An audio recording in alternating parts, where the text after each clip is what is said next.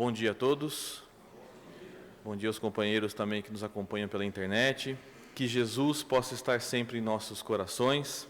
É uma alegria muito grande estar aqui no dia de hoje, nessa casa abençoada que nos recebe, que nos acolhe, para que possamos conversar de um assunto que nós conhecemos muito bem.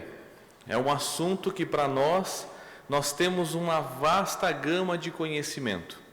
O tema de hoje: por que sofremos?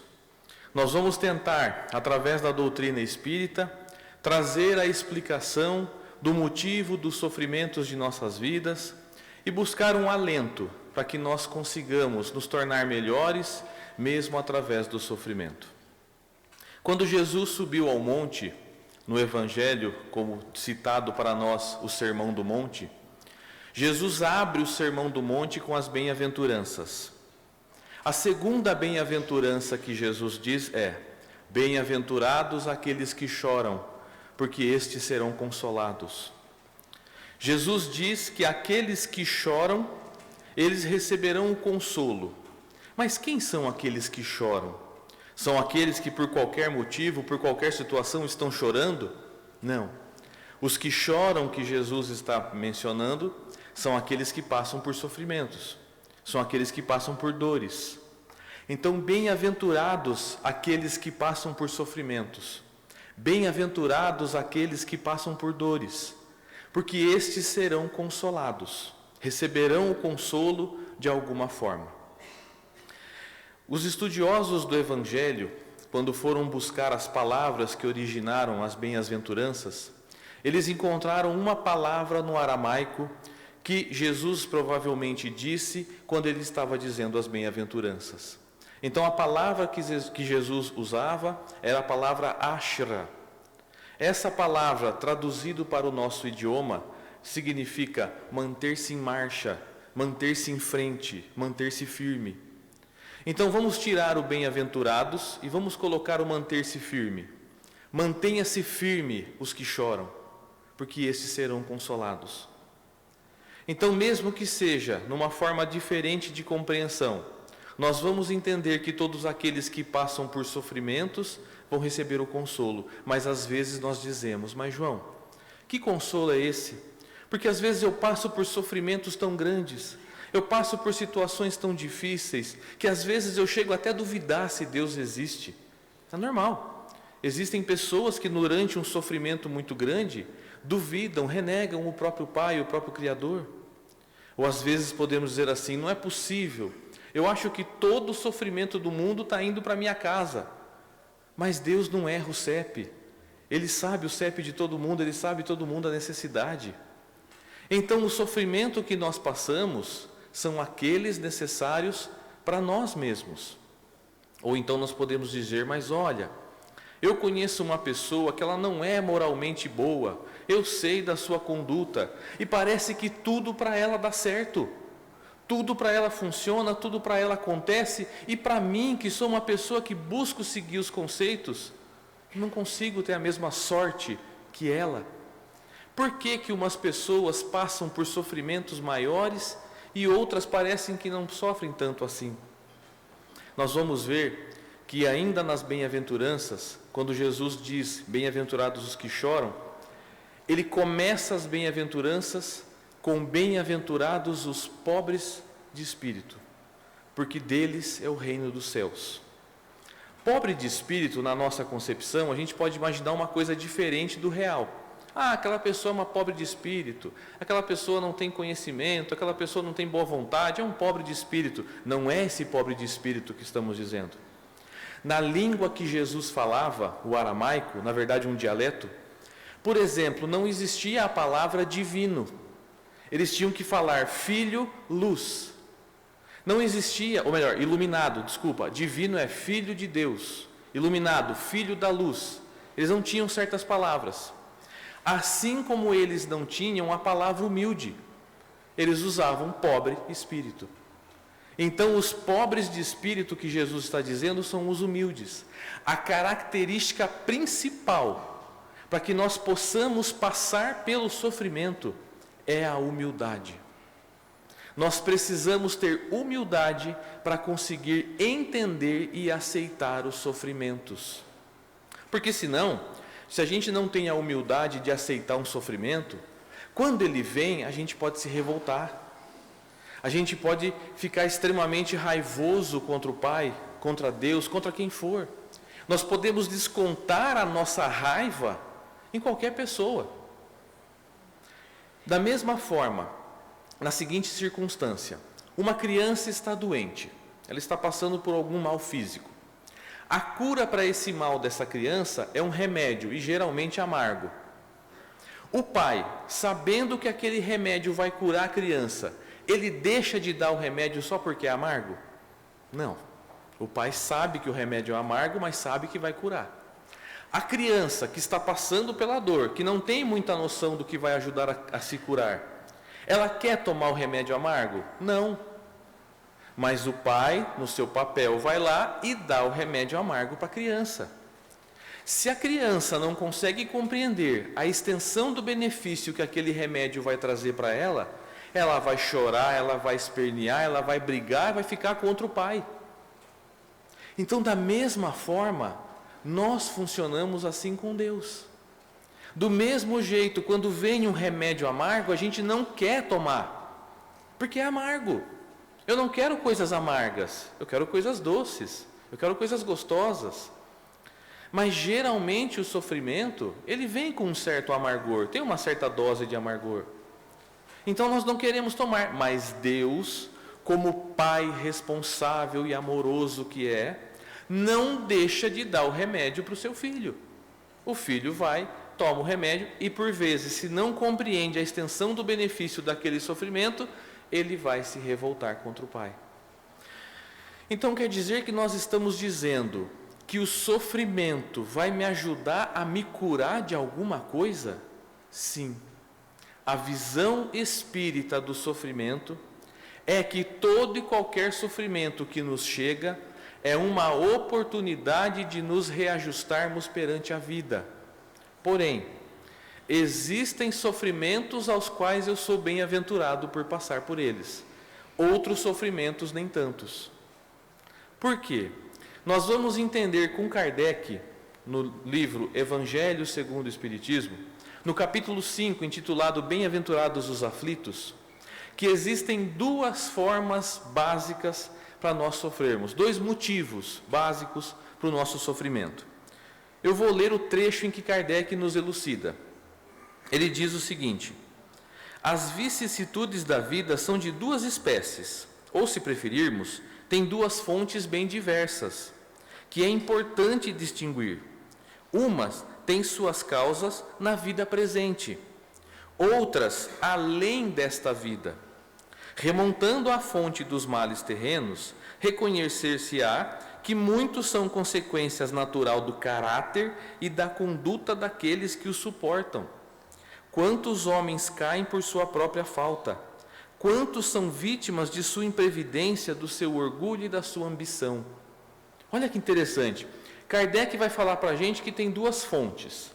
Vidas passadas, que é o além dessa vida, o motivo do meu sofrimento, ou então motivos causados nessa vida mesmo. E esses motivos causados nesta vida, geralmente são os que mais nos atrapalham, por nossa imprevidência, por nosso orgulho, por nosso egoísmo. Nós recebemos sofrimentos devido a uma lei perfeita de Deus, chamada lei de responsabilidade ou lei de causa e efeito. Essa lei nos diz que toda causa que nós tivermos, automaticamente terá um efeito. Se eu fizer o bem para o próximo, eu vou participar do bem que eu fiz e vou receber os bens também. Se eu fizer o mal para o meu próximo, aí é que a gente vem, às vezes, no pequeno engano sobre a lei. Se eu fizer o mal para o meu próximo, eu vou receber o mal. Mas não é assim que a lei funciona. Vamos pensar. Se a lei é uma lei de Deus perfeita, e Deus sendo o Criador, a inteligência suprema, a causa primária de todas as coisas, a maior inteligência que esse mundo pode conhecer, será que Deus criaria um mecanismo que trouxesse dor para os seus filhos? Que trouxesse o mal para seus filhos? Não. O mal é decorrente das nossas atitudes, porque nenhum mal provém de Deus. Deus não nos dá nenhum mal, pelo contrário. Deus nos dá tudo o que há de bom, tudo o que há de melhor, o Pai nos provê. Todo sofrimento e toda dor resulta da nossa ação. Então, como funciona a lei de responsabilidade, a lei de ação e reação? Quando eu faço mal para o próximo, eu fico intimamente ligado com esse próximo, e enquanto eu não resolver o mal que eu fiz para ele com uma atitude boa, eu estou preso nessa situação. Então, todo e qualquer mal que eu cometer para com o próximo, eu estou automaticamente responsável pelo mal que eu fiz a ele. E eu vou ter que responder por esse mal. E a gente, quando fala vou ter que responder pelo mal, imagina que vai ter um tribunal quando a gente desencarnar para a gente responder. Não. O maior tribunal que existe é a nossa consciência. Nós respondemos a esse tribunal diariamente. Pode ser que um mal que eu tenha feito há um dia, há um ano, há um século, há um milênio. Todo desequilíbrio que foi colocado perante a lei de Deus, ele deve ser reequilibrado. Mas aí nós vamos entender que a nossa forma de agir diante da vida pode nos causar sofrimentos imensos. Nós vamos encontrar no livro Religião dos Espíritos, no capítulo 10, esse é um livro de Emmanuel, que foi psicografado pelo nosso querido Chico Xavier. No livro Religião dos Espíritos, existe uma mensagem de Emmanuel, chamado Examina a Própria Aflição. E olha que interessante como o Emmanuel trabalha essas situações na nossa vida. Ele diz o seguinte: examina a própria aflição, para que não se converta a tua inquietude em arrasadora tempestade emotiva. Então, quanta inquietude nossa se transforma em arrasadora tempestade de emoções. Quantas coisas que nós fazemos que depois nós vamos passar por uma sensação de sentimento muito ruim. Ele diz: todas as aflições se caracterizam por tipos e nomes especiais. Aí ele começa a trazer um monte de sofrimento e dizendo para a gente a causa. A aflição do egoísmo chama-se egolatria. Imagina, a pessoa egoísta, ela quer tudo para ela. Ela não quer que ninguém tenha, ela quer que só ela tenha. Então ela vai se fechar numa ilha. Ela vai viver só ela, sozinha. Só que, para que a pessoa egoísta possa se sentir bem, ela precisa mostrar o que ela tem para os outros. E ela vai ter para mostrar para quem? Se ela se afastou de todo mundo. Ela não vai ter a egolatria, ou seja, as pessoas inflamando o seu ego, porque ela expulsou as pessoas de perto dela pelo egoísmo.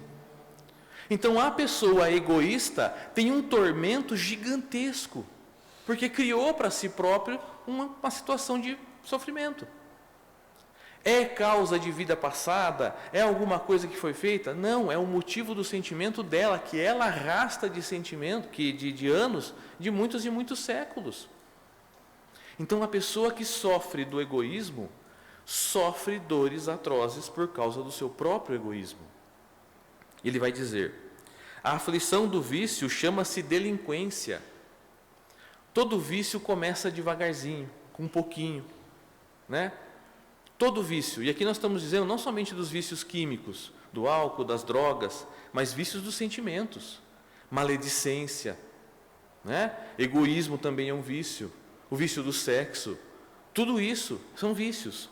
E todo vício carrega a pessoa que tem o vício para uma situação de delinquência, porque na hora que ela vai tentar ficar sem esse vício, dificilmente ela consegue, ela precisa de muito apoio, de muito auxílio, para que ela consiga se ver fora daquele vício, daquela situação.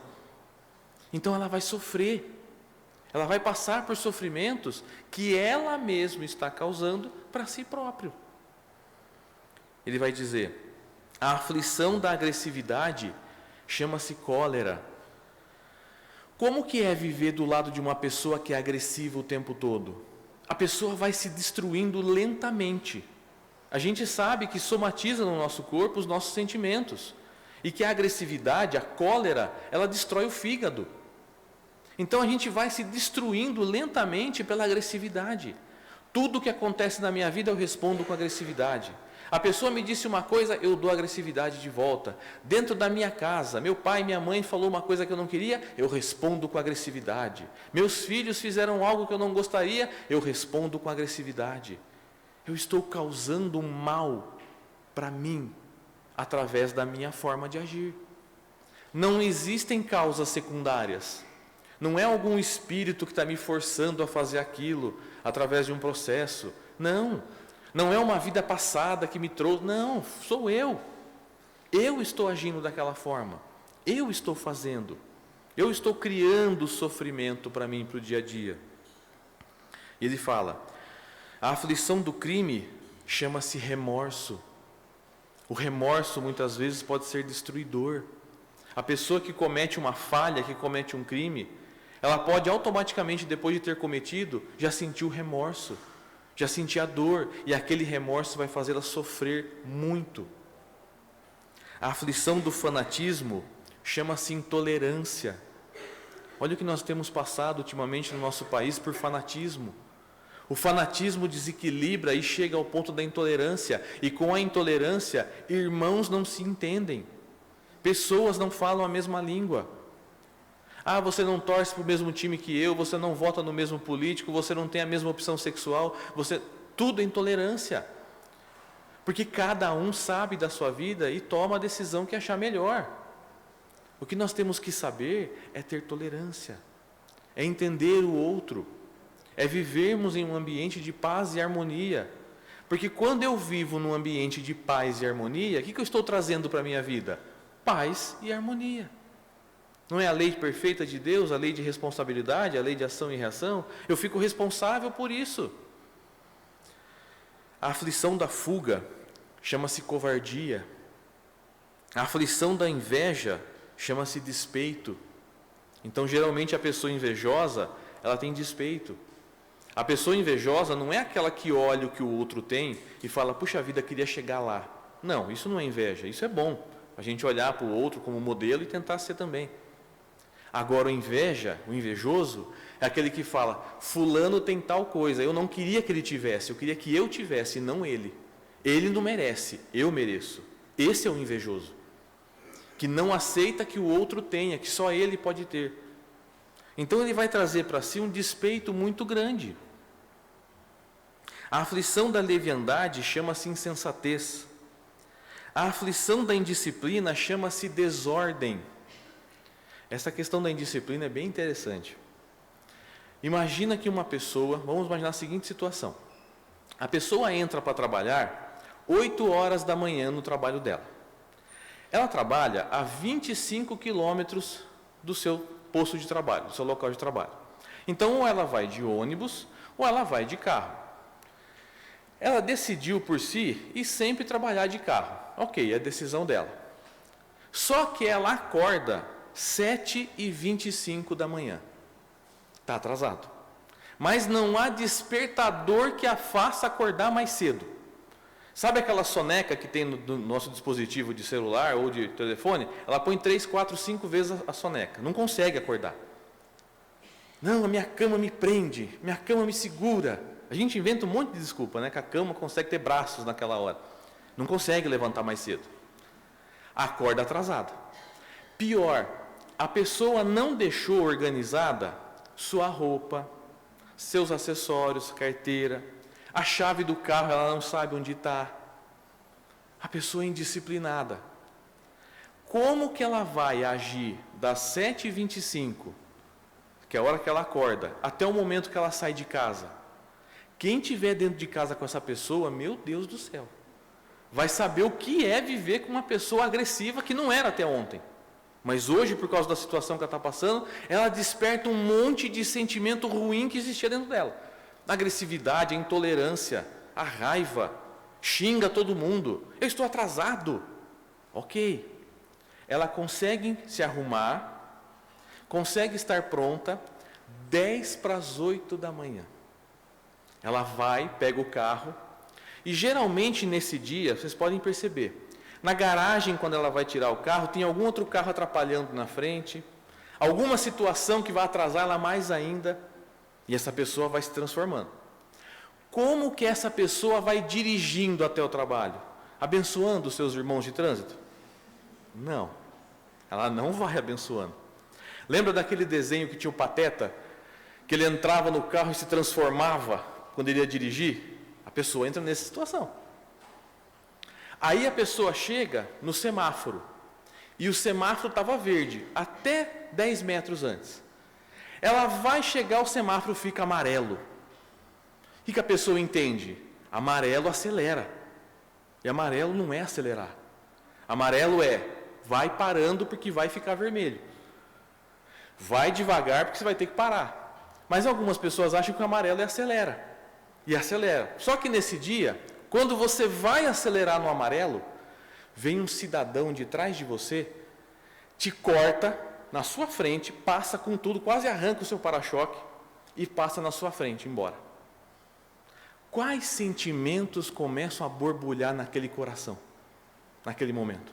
Vai em paz, meu irmão, que Jesus te abençoe. Não é. Era para ser, mas não é. Nesse momento, Jesus nos fala que nós temos duas portas. A porta larga, ou a porta da perdição, e a porta estreita, ou a porta da salvação. Mas que história é essa de porta? Na hora que eu estou ali, não estou vendo nem porta, nem o carro da frente eu estou vendo, não, mas veja.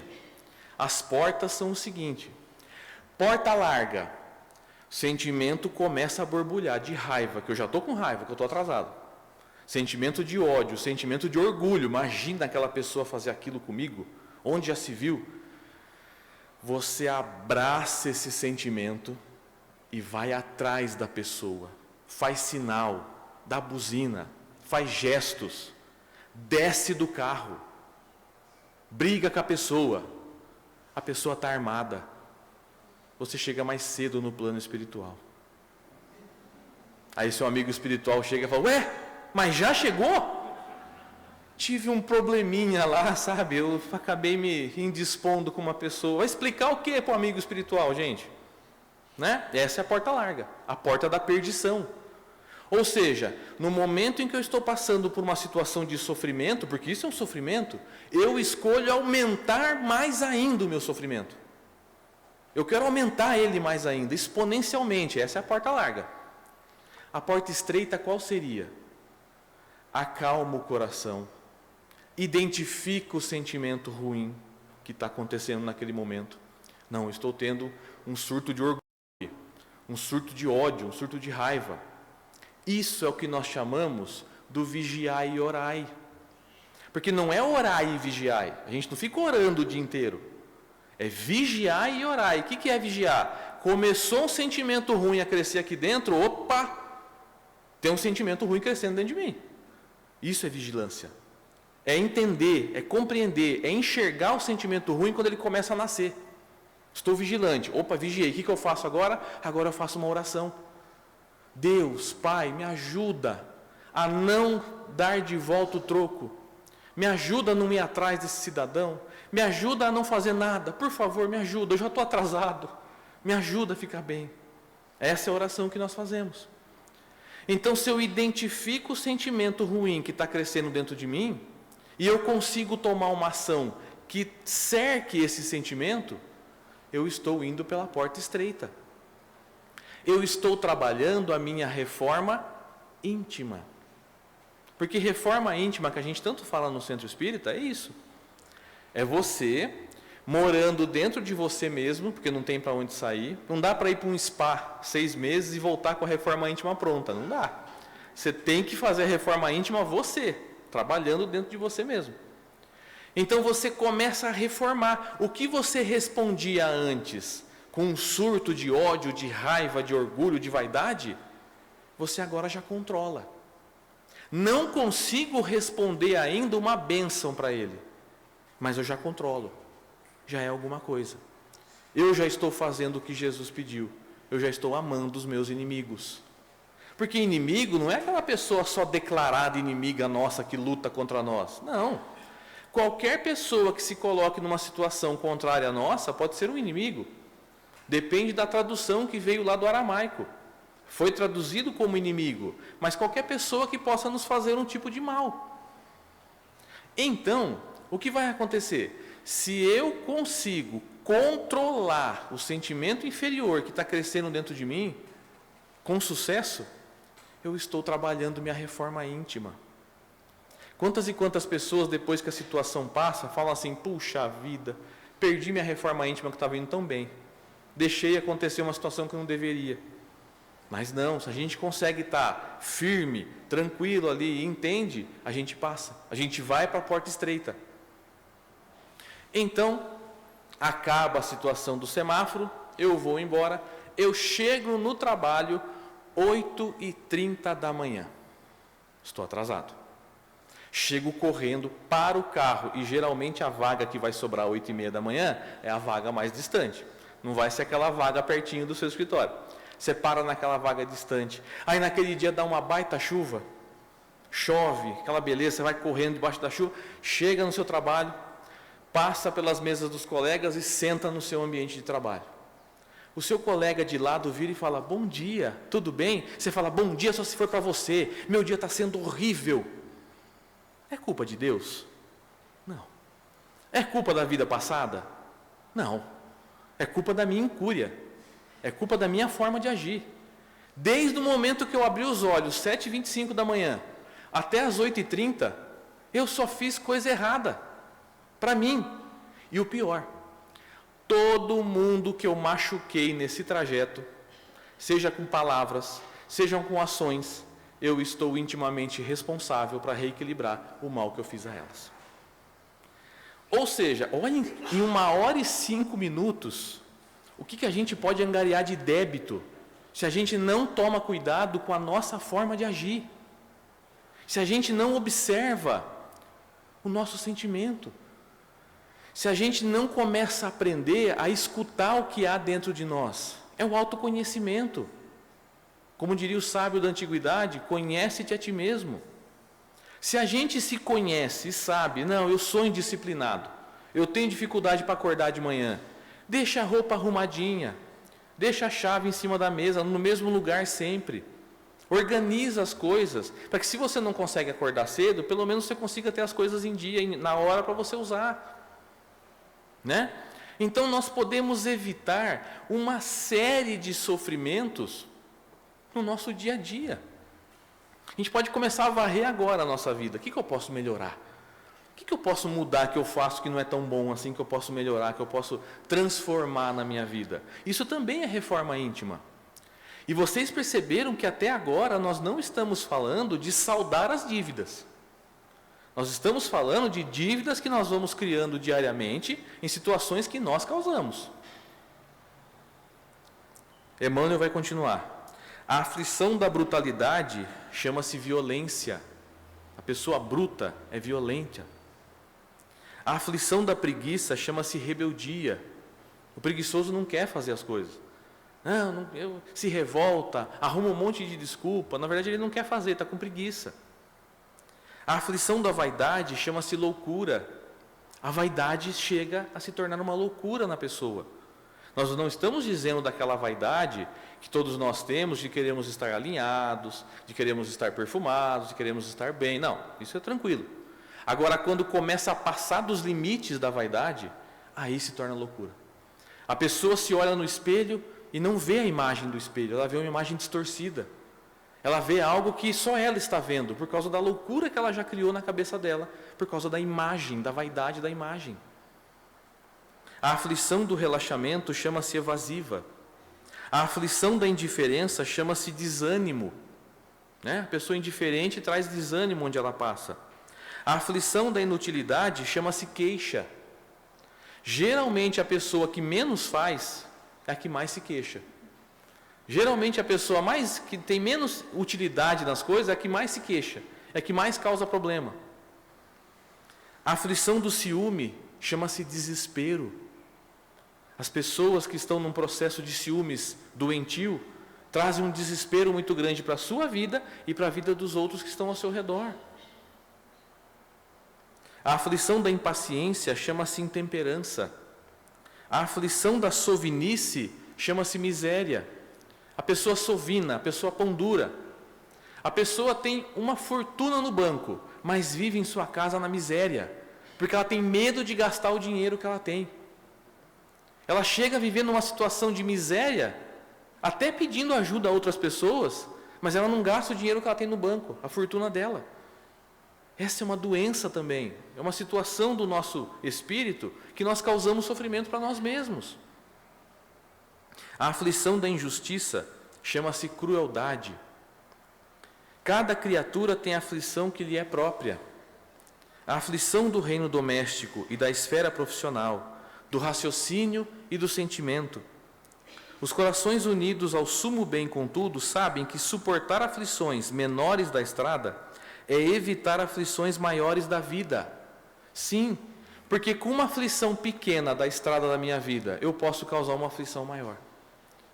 No momento em que eu estou no trânsito, causando toda aquela situação porque eu estou atrasado, e eu cometo um acidente, e nesse acidente que eu cometi, a pessoa desencarna, eu vou levar essa questão para as minhas próximas existências. Para que em próximas existências eu auxilie aquele espírito que através do acidente que eu cometi, eu trouxe ao falecimento, ao desencarne. Eu estarei unido com esse espírito para as próximas encarnações. Eu vou ter que socorrê-lo nas próximas encarnações.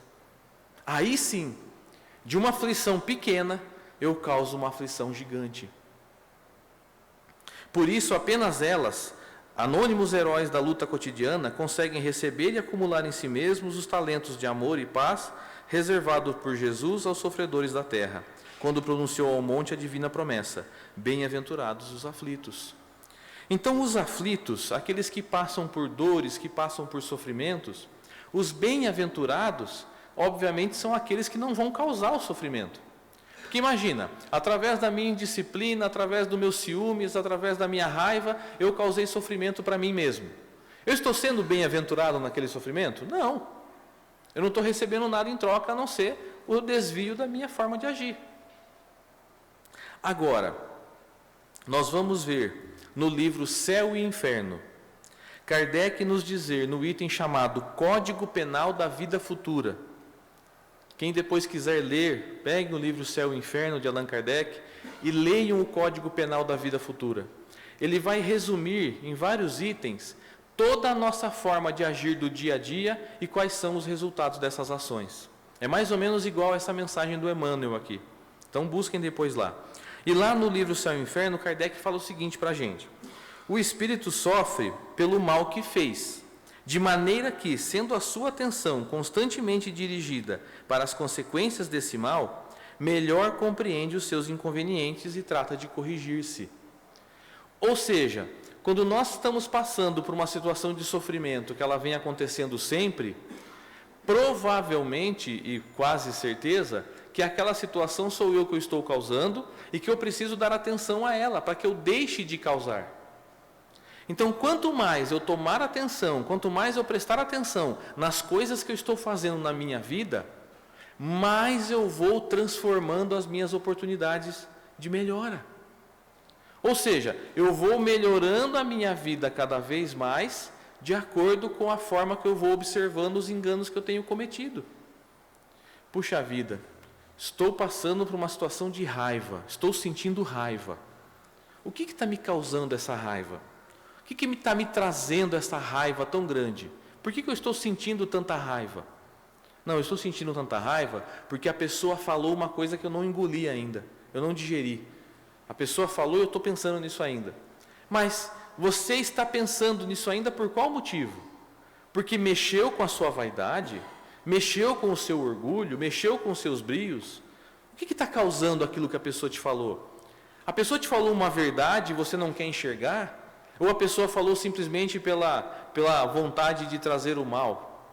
Então nós vamos percebendo, não, o que a pessoa falou, no fundo é uma verdade. Ela tem razão no que ela disse. Então nós devemos agradecer a essa pessoa. Nós devemos olhar para essa pessoa e dizer para ela: muito obrigado pelo que você está me trazendo. Porque quando nós sentimos uma sensação, um sentimento com relação a outra pessoa, a chance de sermos nós o errado é muito grande. Imagina, a pessoa chegou para a gente e falou o seguinte: olha, eu percebo que você é uma pessoa muito egoísta. Nossa, na hora a gente não aceita. Imagina, falar isso para mim, eu egoísta, né? Aí você começa a pensar, mas por que ela falou isso para mim? O que será que ela teve? Aí você começa a lembrar que você agiu de uma forma com ela que deixou evidente que você é egoísta. Você fala, tem razão. Se não quiser agradecer a pessoa, não precisa. Mas que pelo menos saiba, não, a pessoa tentou me ajudar. Agora, imagina a situação. Você trabalha, novamente uma situação de trabalho aqui. Você trabalha numa empresa, num determinado setor. Aí tem uma pessoa do outro setor que você não vai bem com a cara.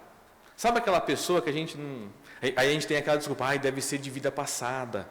Né? Lá de trás, eu devo ter um problema com ela lá atrás, de vida passada. E não é de vida passada, é dessa vida mesmo. A gente que não suporta a pessoa por algum motivo. Temos isso. Aí você não suporta a pessoa. Um dia você chega para trabalhar e aquela pessoa está conversando no seu setor com o seu supervisor. Você fala, ai meu Deus do céu, o que será que é? Quando você chega perto, o seu supervisor fala, fulano, você conhece o fulano aqui? Conheço, né? Tudo bem e tal. Pois é, você vai trabalhar com ele e vai ensinar para ele tudo o que você sabe. Aí você tem duas saídas.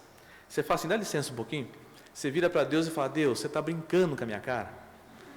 Não é possível, Deus, você não está entendendo a situação. Nós nos colocamos como alguém que quer mover a vontade do Criador. A gente quer dizer assim para Deus, Deus, você não sabe de nada, quem sabe sou eu. Né? Quem sabe mais? Obviamente que é o Criador. Ele sabe da necessidade. Por quê? Se aquela pessoa causa dentro de mim sentimentos desconexos, sensações ruins, onde está o problema? Em mim, não é nela. Porque se ela está mostrando para mim sentimentos que eu tenho que trabalhar esses sentimentos. Eu tenho que falar, não, eu preciso entender o porquê que eu tenho raiva dela, porquê que eu tenho inveja, porquê que eu tenho ódio, ciúme, sei lá. E aí eu começo a trabalhar. Porque a segunda opção seria chegar para essa pessoa, abraçar ela e falar, muito obrigado por você existir. Porque aí nós estaríamos trabalhando a nossa reforma íntima firmemente. Então, todas aquelas pessoas difíceis que existem na nossa vida, elas querem nos trazer algo. Deus colocou aquela pessoa no nosso cantinho, no nosso lado, para a gente aprender alguma coisa, não para a gente aumentar o nosso débito. Ah, João, mas não é fácil, mas não é mesmo. No evangelho inteiro, se você procurar, não tem uma frase em nenhum evangelista que diz, então serás fácil. Não tem. Não é fácil, é difícil. Né? Então, a gente tem sentimentos, tem sensações, e a gente fala, puxa vida, eu estou sofrendo tanto. Não, a gente não está sabendo enxergar. A gente não está conseguindo observar as situações que acontecem na minha vida. Porque aquele sofrimento que eu posso estar passando, eu mesmo posso ter criado com alguns dos itens que a gente falou aqui. A pessoa foi colocada difícil na minha vida para eu aprender alguma coisa. Para que eu possa tratar de alguma coisa que existe em mim. É o remédio amargo.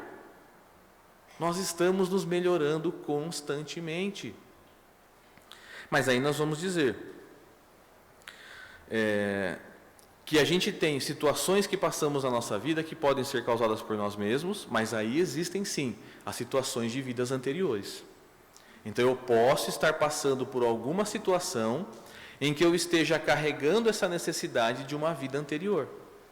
Então algo que eu cometi na vida anterior contra o meu corpo físico, por exemplo, eu posso estar hoje recuperando através de uma necessidade física, através de alguma doença, de algum desequilíbrio no meu corpo físico. Eu posso estar trazendo isso para que eu possa resultar no acerto das minhas dívidas. A gente, quando fala dívida, parece ficar tão pesado, minhas dívidas, não é dívida, né? Porque Deus não cobra a gente. Não é dívida.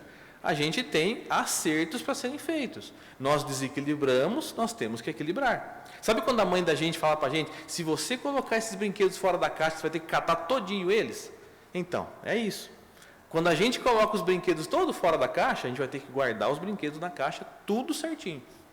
E não vai ter ninguém para ajudar a gente. Ou não, ou vai ter pessoas no nosso caminho, pessoas bondosas, anjos da guarda que foram colocadas na nossa existência para nos auxiliarem. Pessoas que a gente fala, nossa, aquela pessoa é meu anjo da guarda, ela me ajuda.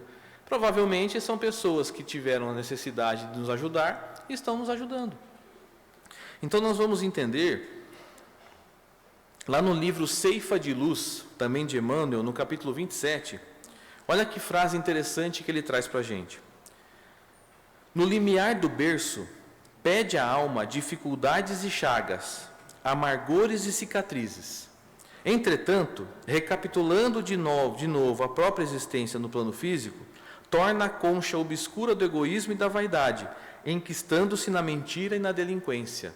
O que ele quer dizer? Antes da gente encarnar, a gente fala assim, não, olha, eu quero passar por essa situação e por essa situação. Pode mandar que eu dou conta. Aí quando a gente encarna e começa a passar pelas situações que nós pedimos lá enquanto estávamos no plano espiritual, a gente começa a reclamar, não, mas eu não pedi isso. Não é possível que eu pedi isso.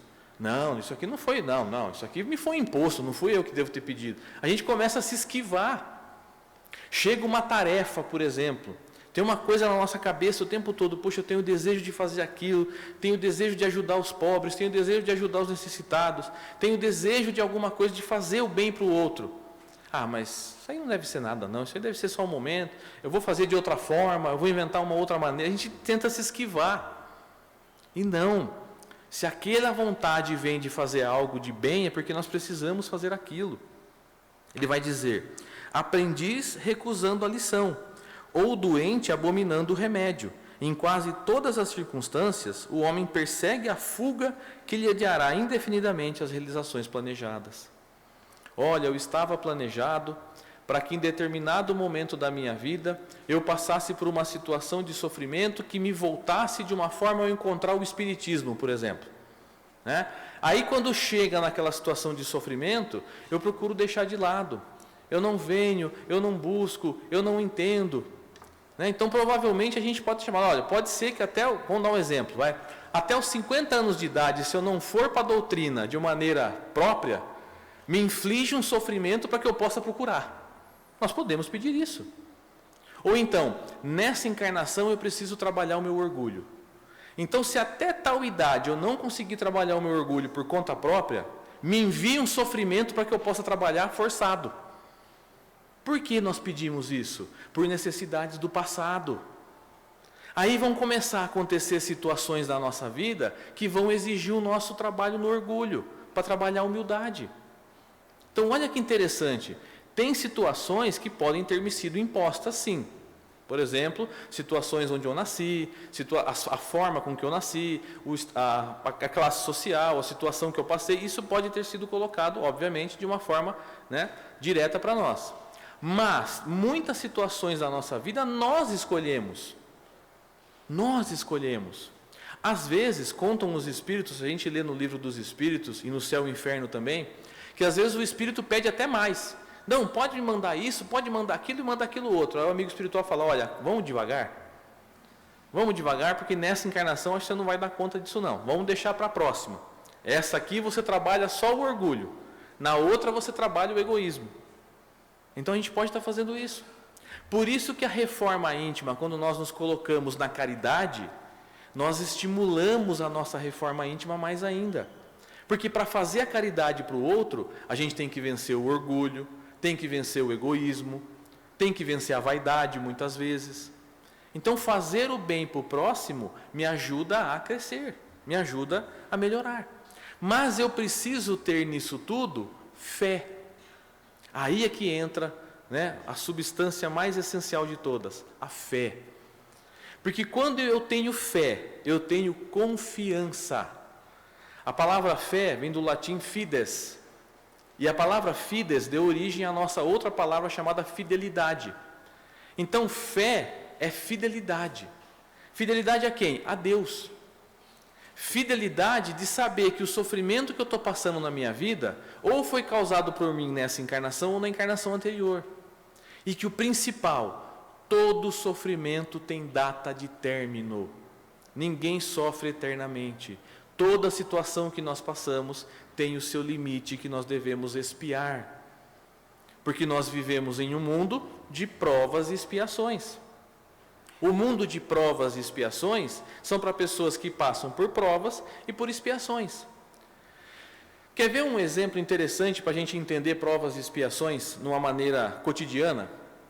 Imagina o seguinte, a carta do cidadão venceu. Ele tem que ir no Detran para fazer a renovação da sua carta. Quando ele chega para renovar a carta, a pessoa que está no Detran olha o documento, pesquisa no sistema e fala assim, viu, sua carta está cassada. Você passou a quantidade de pontos que era possível e sua carta foi cassada. Ou seja, eu realizei um ato contra mim mesmo. Então, nesse momento, começa a expiação. Qual que é a expiação? Olha, você vai ficar 3 meses sem dirigir. 3 meses você vai ficar pendurado, não vai poder dirigir, depois você vai poder renovar sua carteira. Esses 3 meses é a expiação do meu sofrimento. Eu causei o sofrimento, agora eu fui privado de dirigir para que eu possa expiar o meu engano. O que se espera na fase de expiação? Aprendizado. Olha, aprendi. Nunca mais eu vou perder minha carta. Aí, quando você dá os 3 meses de expiação, você vai de volta no Detran e você recebe sua nova carta. Isso vem junto de uma prova. Porque você vai ter que provar que nos próximos 5 anos você não vai ultrapassar os 20 pontos. Ou seja, você já expiou o sofrimento e você está recebendo uma nova oportunidade para fazer o certo. Então, o mundo de provas e expiações é isso. Nós podemos ter usado de forma incorreta as faculdades no passado. Nenhuma encarnação nós viemos para expiar aquele erro que nós cometemos, né, privado daquela situação, e numa próxima encarnação eu posso receber de novo aquilo como sendo uma prova. Então, quando a gente pergunta, por que sofremos? Sofremos porque agimos de forma contra os nossos princípios, agimos contra o nosso caráter muitas vezes. Então, o ideal é que a gente fique atento à forma que estamos agindo, para não criar expiações para essa encarnação, nem para próximas. Mas como é então que eu vou lutar contra tudo isso? Onde que eu vou encontrar consolo para tudo isso? Nós vamos encontrar consolo no Evangelho de Jesus. Em Mateus, no capítulo 11, Jesus diz para nós, vinde a mim, vós todos que estáis cansados e oprimidos, e eu vos aliviarei. Tomai sobre vós o meu jugo, e aprendei de mim, que sou manso e humilde de coração, e encontrareis descanso para as vossas almas, porque o meu jugo é suave e meu fardo é leve. Jesus nos fala, vinde a mim, vós todos que estáis sobrecarregados. Mesmo Jesus sabendo que nós somos os causadores da nossa dor, ele fala, vinde a mim, ouçam o meu evangelho, aprendam de mim que sou humilde, que sou manso, o meu jugo é leve. Jugo era uma peça utilizada na época para aragem. Era uma peça colocada no pescoço do boi e aquela peça mantinha os bois no caminho certo. Então o que Jesus está dizendo para a gente? Se você me seguir, você não vai andar para o caminho que você quiser. Você vai ter que andar no caminho do Evangelho. Mas, mesmo sendo trabalhoso o caminho do Evangelho, o jugo de Jesus é leve. Né? A peça que coloca para a gente manter o caminho é leve. Por quê? Quando Jesus nos fala que nós devemos perdoar o próximo, que nós devemos amar o próximo, Ele está dizendo para nós que nós devemos fazer isso para nós mesmos. Quando nós passamos por situações de dores e sofrimento, nós precisamos ter a fé que aquele sofrimento ele é passageiro, que nós estamos trabalhando aquela situação para nos melhorarmos. Podem perceber, depois que um sofrimento muito grande passa, a gente olha para trás e fala assim, puxa vida, como que eu aprendi? Quantas coisas hoje eu sou capaz de fazer que antes eu não era? Quantas situações que hoje eu consigo compreender que antes eu não compreendia? Olha como eu sou uma pessoa melhor hoje, e realmente é. Porque nós temos a opção de aprender sempre, como diria André Luiz, sempre nós vamos aprender de uma forma a perder líquido, ou chorando ou suando. Então que nós possamos aprender suando do que chorando. Se o choro for necessário, que nós possamos chorar. Porque Jesus veio nos dizer que bem-aventurados são aqueles que choram, bem-aventurados são aqueles que passam por dores, porque estão se trabalhando intimamente para se melhorar. Todo sofrimento vem com o intuito de sermos pessoas melhores. Todo sofrimento vem com a necessidade que nós temos do nosso espírito para sermos melhores hoje do que ontem e para sermos melhores amanhã do que hoje.